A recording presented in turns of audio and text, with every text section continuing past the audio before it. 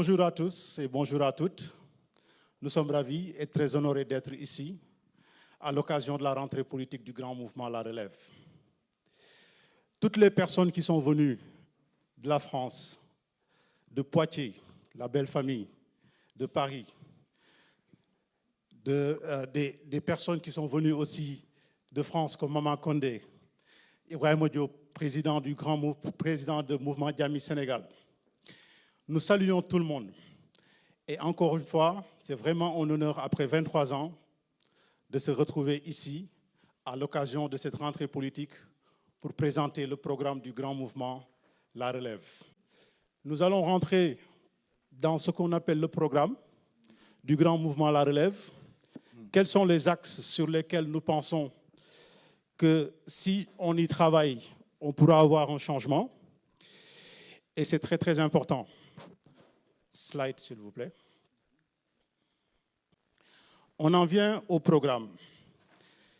Le programme du grand mouvement La Relève, je vais dire, c'est 10 axes prioritaires sur lesquels ça a été mûrement réfléchi, discuté, je vais dire, et avec des interviews sur des personnalités qui ont eu déjà à travailler dans le gouvernement. Donc ces 10 axes prioritaires sont la santé et les liens sociaux.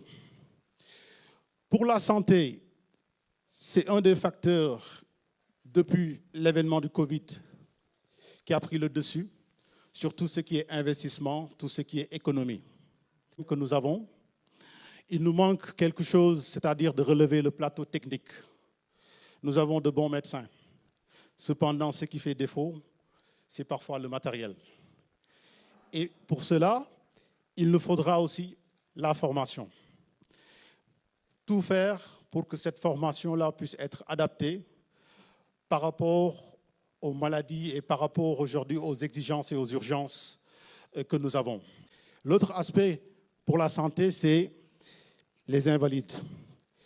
Nous avons constaté qu'ils sont oubliés, quelque part, je vais dire, par tous les programmes de développement. Nous ne voyons pas assez de quotas pour ces personnes qui peuvent aussi travailler et rendre service à leur pays. Les liens sociaux. Pourquoi les liens sociaux?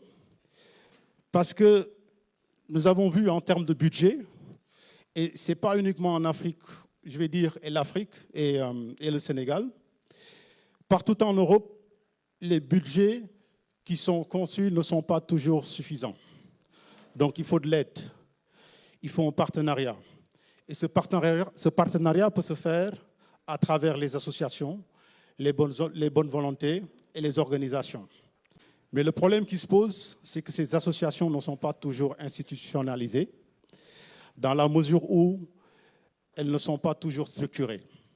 Et donc, dans ce sens, nous nous proposons de pouvoir faire des fédérations au niveau de la diaspora, au niveau de la Belgique, au niveau du Benelux et au niveau des circonscriptions qui pourront être reconnues. C'est un exemple qui a été fait déjà pour l'Angleterre et qui a bien fonctionné.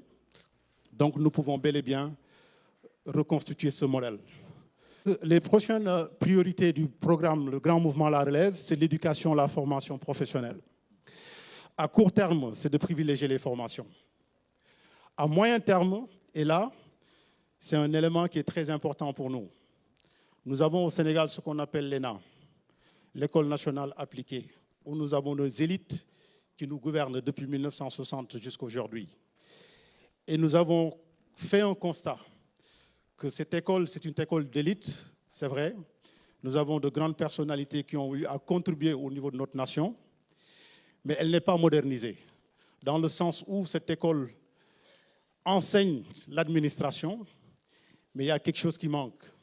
C'est le management et c'est l'amélioration continue, c'est-à-dire les outils techniques modernes qui permettent à chaque occasion de pouvoir innover et de pouvoir créer avec des ressources bien naturellement insuffisantes, comme c'est le cas en Afrique, comme c'est le cas au Sénégal.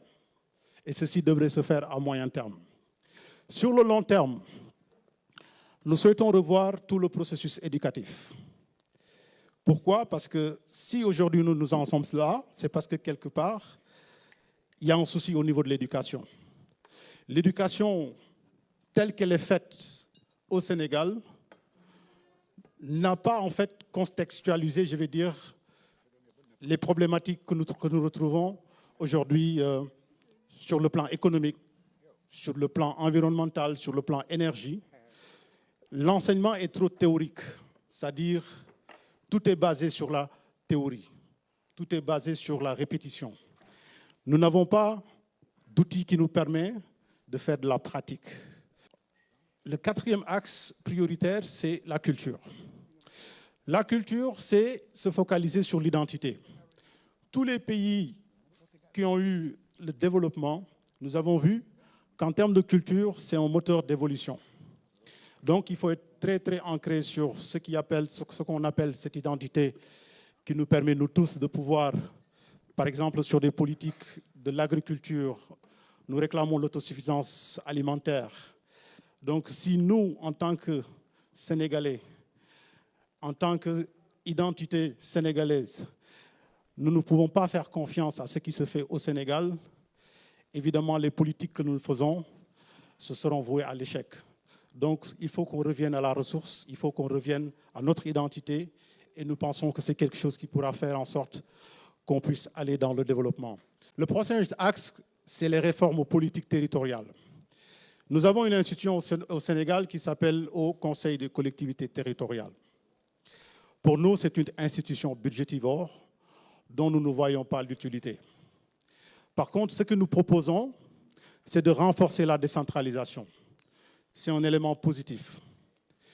Mais nous devons travailler sur les compétences, essayer de faire en sorte que ces compétences puissent être exécutées à leur juste valeur. L'autre élément nouveau que nous avons ajouté, c'est la déconcentration. Ça veut dire quoi?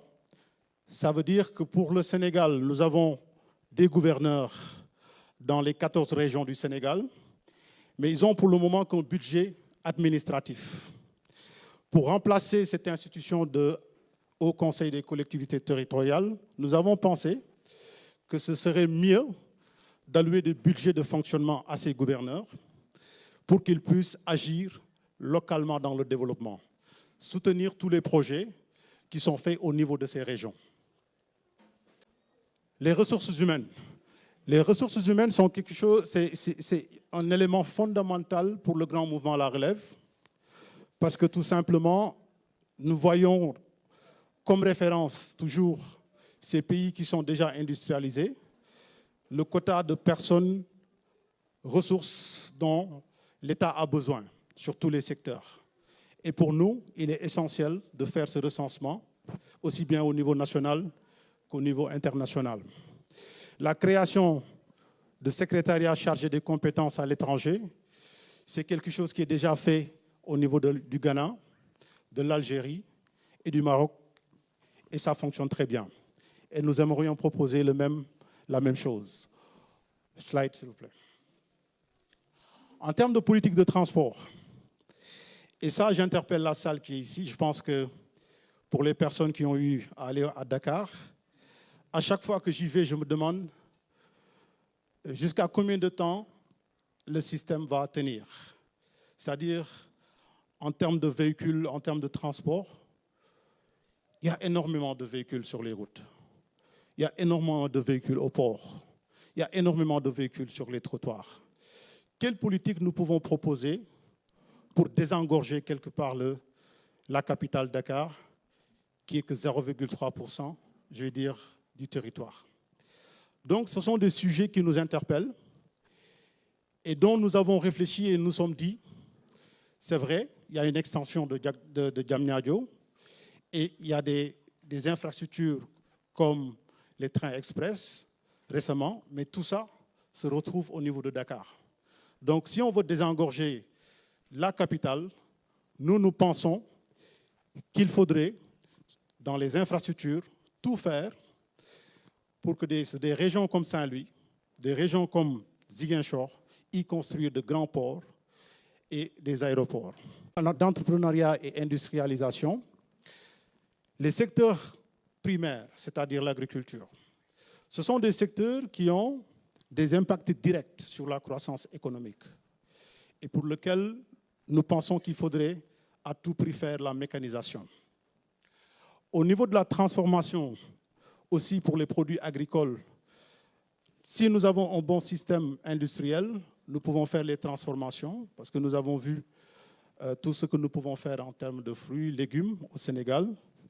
Et il faudrait juste accompagner par la formation et des politiques qui nous permettent à tous ces jeunes de pouvoir régler un tout petit peu le problème de l'emploi. On va terminer par les finances et la fiscalité. Et j'ai toujours l'habitude de le dire, quand on parle de développement, on pense parfois que c'est utopique. Mais je pense que je me demande toujours pourquoi c'est si compliqué de copier des modèles qui marchent. La Côte d'Ivoire, au moment où l'on parle, ils ont leur hub financier. À Dakar, on n'en parle même pas. Le diagnostic qu'on en fait sur les ressources humaines qui sont dans le domaine de la finance dépasse au moins 1000 personnes au niveau de la diaspora. Pourquoi on n'en parle pas? On n'en fait pas de propositions concrètes. Donc, c'est quelque chose qui est tout à fait possible. La digitalisation de FinTech, je viens de le dire, ça a dû être possible au Sénégal parce que nous avons fait pas mal d'avancées sur le plan numérique et que nous avons allé dans ce sens de la digitalisation qui aujourd'hui est un élément fondamental dans cette économie moderne. Élargir l'assiette fiscale, ça c'est plutôt un plus grand défi parce que le Sénégal est un pays où l'économie est entraînée par plus de 95% d'informels. À ce niveau-là, c'est encore un processus qui va prendre un peu de temps, mais avec la formation et avec une volonté de l'État, je pense que nous pouvons imposer sans pour autant favoriser quelque part des ressources qui ne seront pas profitables à l'État. L'eau, l'énergie et l'environnement, ce sont les 3 I. Pour l'eau, nous vivons dans un pays où nous avons 700 km de côte. La purification des nappes d'eau pluvieuses, à travers des technologies encore une fois modernes, nous pouvons tout simplement avoir de l'eau et en bénéficier sur toutes les régions et toute la nation. Au niveau de l'énergie, les diversifications des renouvelables et des solaires, c'est quelque chose qui est d'actualité et dont je pense que, encore une fois, beaucoup de pays ont montré que c'était tout à fait possible de ne pas avoir uniquement une politique standard d'énergie qui est donnée par l'électricité. Donc, de ce point de vue, je pense qu'il y a encore beaucoup de choses à faire. Et on va terminer par l'environnement. L'environnement, c'est aujourd'hui quelque chose qui est primordial dans toutes les politiques qui sont faites. Je vais peut-être aller dans le sens de l'écologie. Hein, et je vais dire toutes les propositions, la protection de l'écosystème, c'est quelque chose qui nous permet, dans tout ce qu'on veut faire, dans les projets et programmes, d'avoir un développement durable. Donc, en gros, voici les 10 axes prioritaires sur lesquels le grand mouvement est en train de travailler et que nous disons cette liste, elle n'est pas exhaustive. Donc, nous allons associer à d'autres organisations les idées, des réflexions et surtout mener des enquêtes parce que c'est très facile de proposer des programmes sur base d'une réflexion, mais nous disons qu'il faut aller dans le concret, c'est-à-dire aller voir les personnes qui sont aujourd'hui dans le gouvernement ou les personnes qui travaillent dans ces secteurs de l'énergie, dans ces secteurs de l'eau, dans ces secteurs de l'industrialisation, de l'éducation, pour voir qu'est-ce qui est réellement le réel problème. Nous sommes dans une continuité et dans une répétitivité de politique. Il faudrait que ça change. Et pour que ça change, il faut qu'on ait les bonnes informations. Les bonnes informations ne se font pas, je vais dire, à l'extérieur. Il faut quelque part consulter tout le monde, travailler avec tout le monde. Et dans ce sens, je pense que nous pouvons proposer quelque chose de viable. Même si nous savons que c'est peut-être difficile de le réaliser, mais au moins nous pouvons démarrer dans une bonne base. Sur ce, je vous remercie.